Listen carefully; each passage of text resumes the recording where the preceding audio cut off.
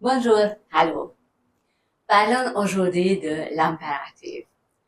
Je peux former l'impératif à partir de trois personnes. De la deuxième personne du singulier, de la deuxième personne du pluriel et de la troisième personne du pluriel qui est en allemand la forme de politesse. En français, c'est la deuxième personne du pluriel, vous, mais en allemand, c'est sie. Regardons donc l'impératif. Le verbe machen, faire. Du machst dans la conjugaison. Ihr macht et sie machen. Pour former l'impératif, comme premier pas, je dois couper le pronom personnel et ensuite la terminaison. Ce qui est resté, mach, c'est la forme de l'impératif en deuxième personne du singulier. Je coupe le pronom personnel. Je peux toujours couper la terminaison et ajouter ensuite un T pour la deuxième personne du pluriel. En tout cas, il termine sur T, donc macht.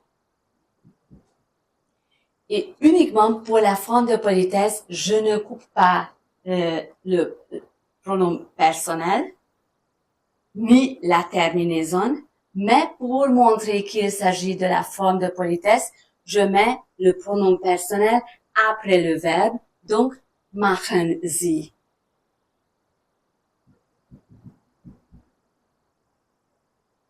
Regardons maintenant un autre verbe, schlafen, dormir.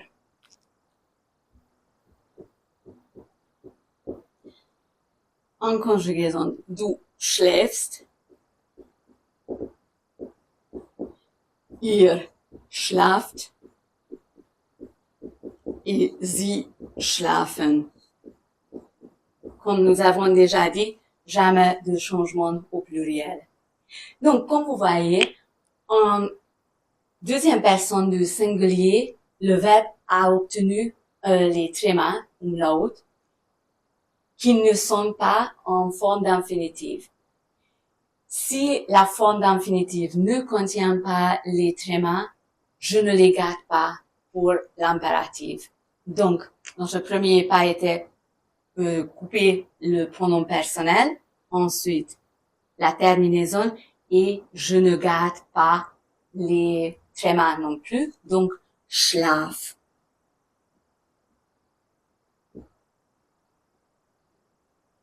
Schlaft, deuxième personne du pluriel, et schlafen Sie. Pour la forme de politesse. Regardons un autre verbe, träumen, rêver.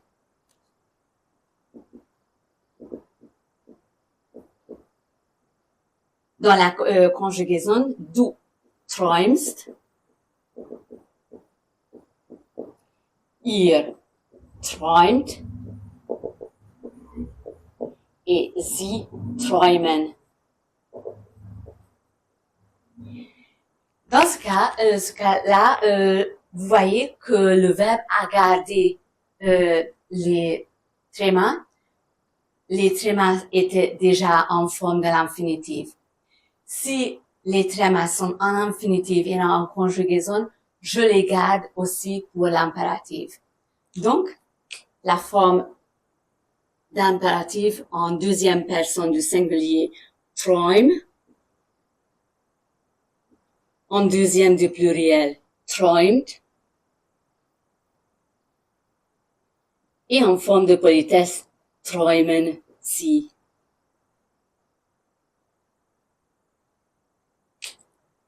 Regardons encore un autre verbe, geben. Geben, donner.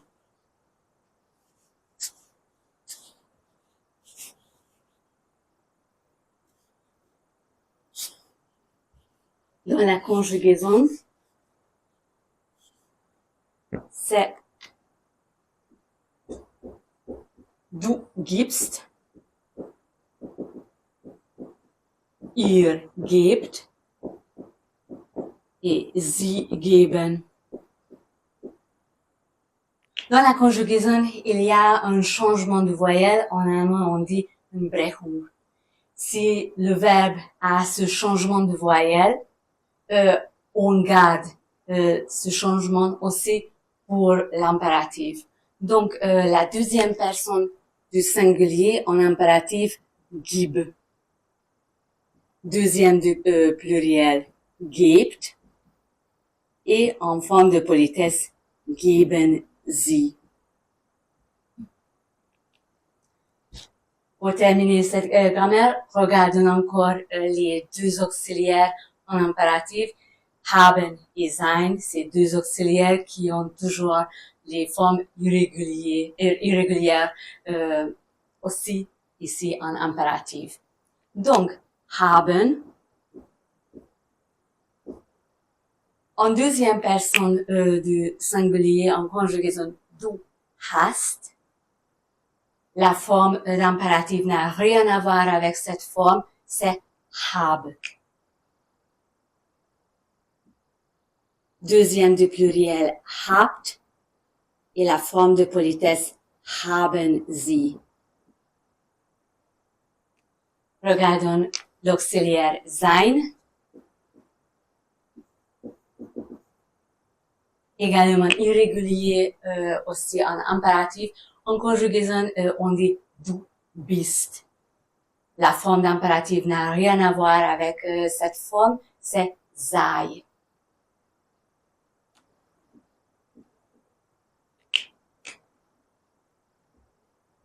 Deuxième du pluriel, seid, et la forme de politesse, seien sie. Voilà, c'était l'explication de la grammaire d'impératif. Bis bald. À bientôt.